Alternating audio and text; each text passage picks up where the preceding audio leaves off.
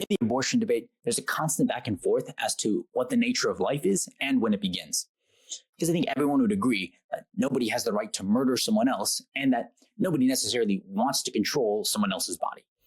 There are perhaps reasons to, right? We incarcerate criminals and we say certain drugs are illegal, but for the most part, we're not looking to control the particular everyday actions of random individuals.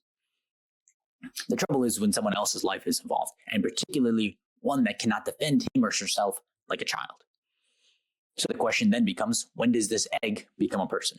When are we talking about a new child? What defines a new life? Oftentimes, I think people immediately want to look at heartbeat or brain waves. That's often how we think about life and death. Someone is clearly no longer alive when their heart stops and cannot start back up. Someone is clearly no longer alive when their brain, their nervous system, cannot respond to the environment.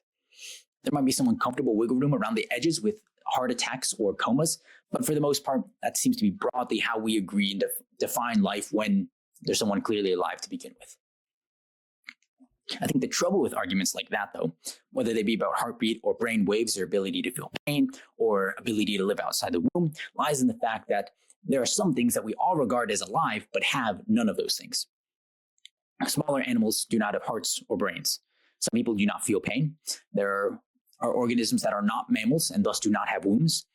Whatever definition we want to work with when defining life has to work for all organisms that we call alive. Now, I'm not necessarily saying that we move to the definition of life at conception, although that would be quite useful and clear up a lot of the issues that I put forward here. All I'm arguing is that whatever definition that we do use has to be quite broad.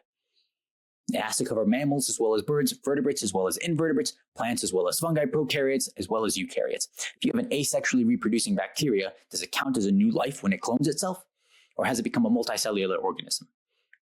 What do we do with viruses? Do they count as life without homeostasis? Clearly, they're more alive than a rock, but they're also not as sophisticated as something like a lizard.